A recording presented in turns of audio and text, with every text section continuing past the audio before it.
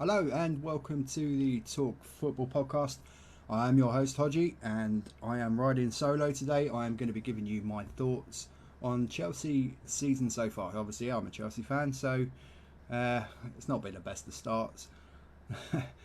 You could, well, to say the least. Obviously, the last game we had before the international break, and we've been on a little break, so we took the international break off.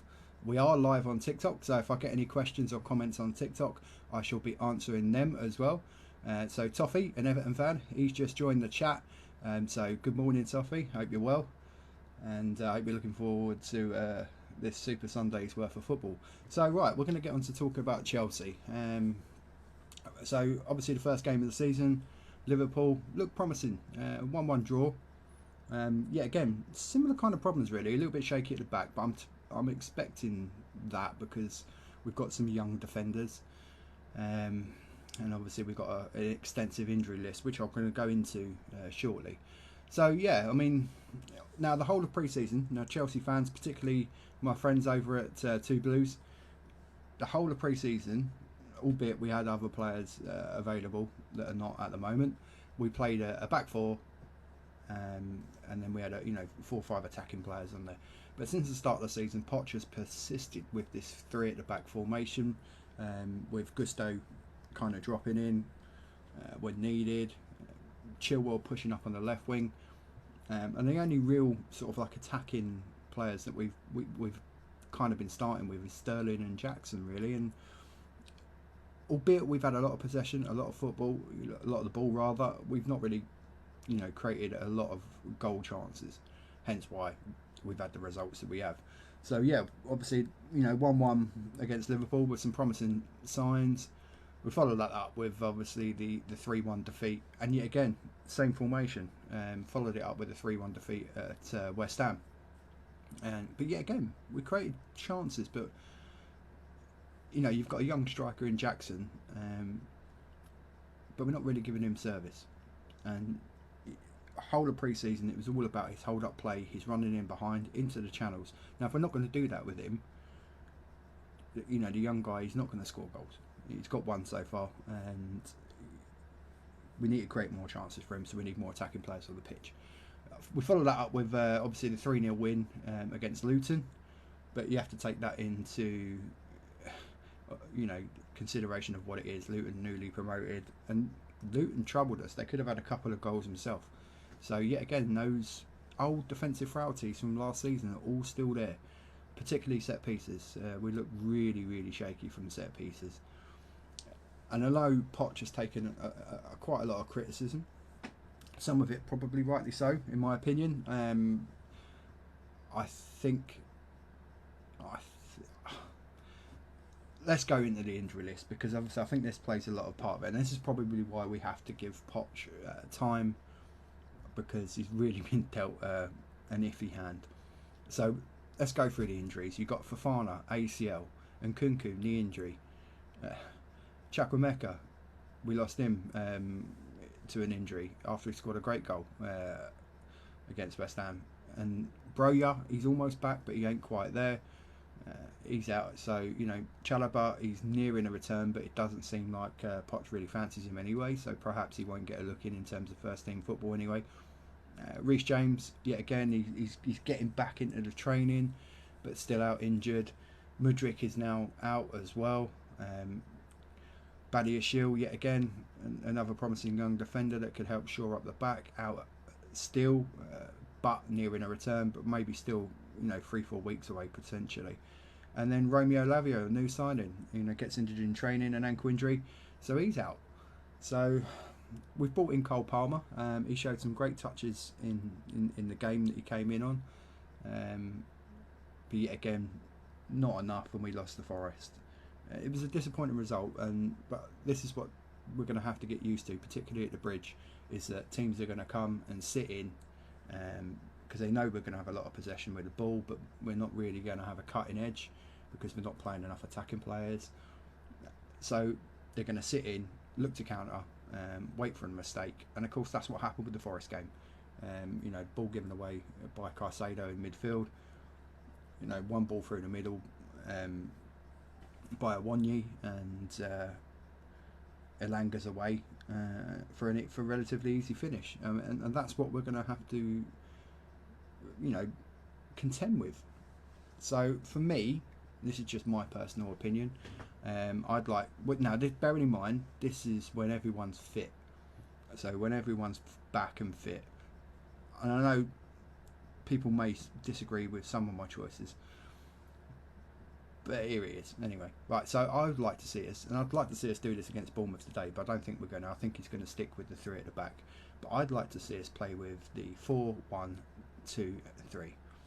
So my starting lineup: Chilwell left back, Colwill at centre half. I'd like to see Badiashile and Colwill together. I know that might have a slight imbalance, both being left-footed, but it's a partnership I think going forward, particularly as Fofana's likely probably to get injured again anyway. But either Badiashile or Fofana, I know that means dropping Thiago Silva, but we're going to have, the guy's 39. We're going to have to get used to life without Thiago Silva. The poor guy can't go on forever. As incredible a player he is, and he probably has been one of our best players this season so far. Albeit we're only 5 games in, so 4 games in, whatever, 5th game a day. So yeah, and then obviously Reece James at right back. Now I'd like to see Caicedo sat in front of the back four, because I think that would be the position I'd like to see him in anyway, breaking up the play, sort of Kante-esque in that position, and then Lavia and Enzo in front of him, and then just behind Jackson I'd have Nkunku and Sterling. I think Nkunku would be interesting, sort of drifting in off of that left position, just tucked in, almost like a left forward, not quite a left winger, not quite a 10, but just that sort of middle in between position where it's very difficult for defenders to come and pick you up, because so what does he do? Centre half, does he come out and pick you up? Same with Sterling. A lot of people said they'd like to see Sterling on the left, and yeah, at City Sterling was very, very effective on the left, but then he was effective on the left and arriving late in the box because he had someone like Kevin De Bruyne pinging ridiculous, awesome crosses in. We don't really have that, albeit Enzo's passing range is pretty good. He ain't a De Bruyne. You don't have that same sort of outrageous whipped delivery at the moment. It might come, but the great thing about Sterling and Nkunku is that they can alternate and they can switch through the game and pull defenders all over the place. So that's what I'd like to see, and I think with that, I think we would get the best out of Nicholas Jackson, because in pre-season the link play between Nkunku, Sterling, Jackson, Madueke at times, and you still think you've still got Madueke, Mudryk, Cole Palmer, Broja, Maatsen, Conor Gallagher, Leslie Ugochukwu. You've got all those sort of players to come from the bench. You've got Chukwuemeka to come back as well from injury, so that would then provide a better balance to the squad. So I understand Chelsea fans' frustrations. I understand why we are and I don't really understand why we're saying let's get rid of Poch already, because he's a proven Premier League manager. I think he needs time.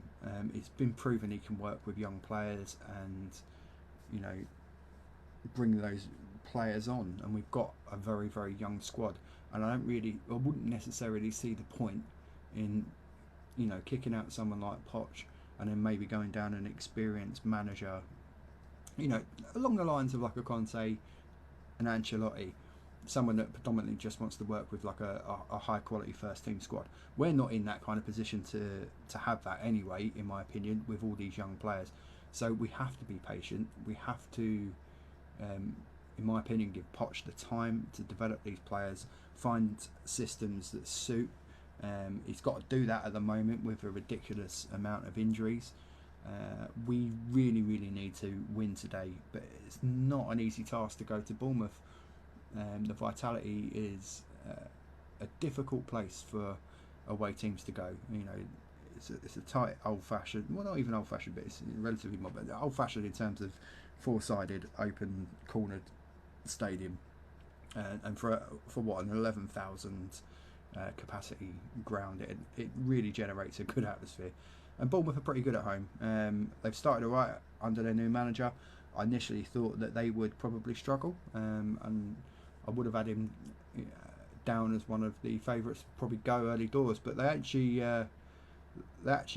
haven't done too bad at all, really. So I think it'll be a tough game today, and we'll just have to wait and see. We're only an hour and a half away from kickoff, so it'll be interesting to see in the next half hour what team news comes up, and we'll have a look at that.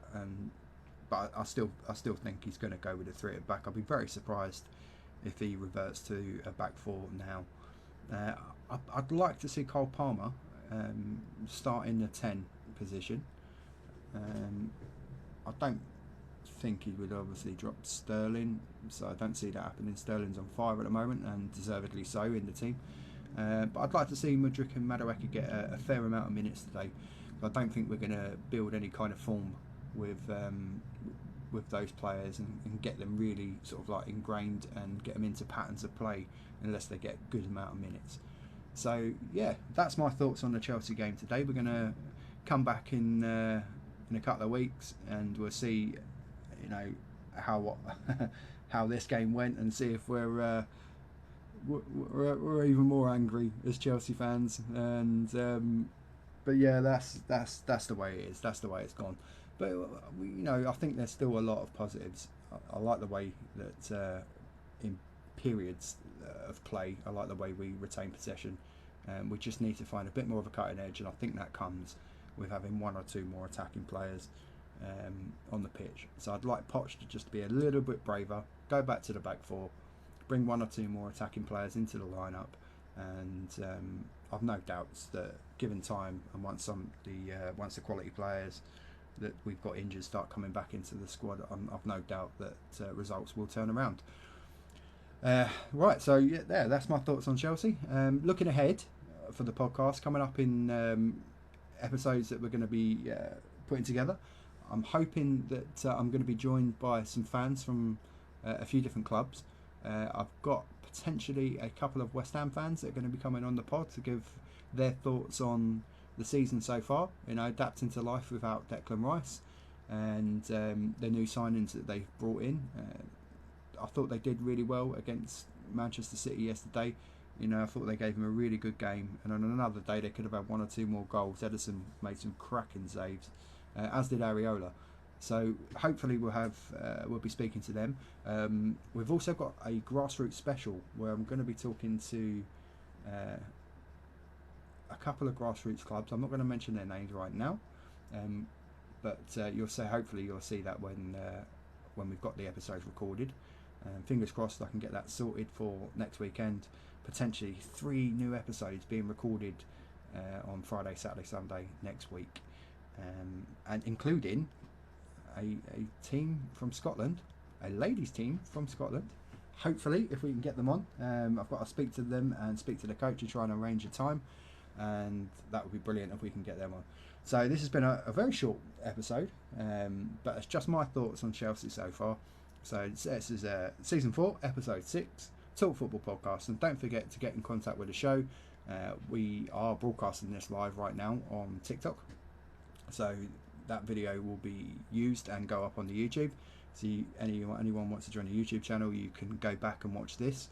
And obviously, wherever you find your favourite podcasts for audio, be that Spotify, Apple Podcasts, Amazon Music, and various other websites, you'll find us there as well. All the links are on the bio for the wherever you're listening to this. You'll find the bio and you'll find the link tree, and that'll be your best way to get in contact with us. If you're a grassroots football club and you would like to come on and talk about your club, maybe you're a new club and you're looking to attract some new players, etc. Little leagues, etc. Feel free to come on and get in contact with us and come on the show and tell us all about your club and your story, how you were formed, etc. And we'll have you on. We're more than happy to have you on. More than happy. So that's the end of this episode with me, your host Hodgie, and to all Chelsea fans out there, let's keep our fingers crossed for a positive result today. I'll be looking forward to catching up with the Blue Day podcast, Two Blues, and to see what their thoughts are after today's game. So, and I'll be, speaking to them via their social medias, etc. And either commiserating as fellow Chelsea fans or rejoicing in a fantastic away win at Bournemouth. So yes, episode 6 done. See you on the next one. Thank you very much for joining me on Talk Football Podcast.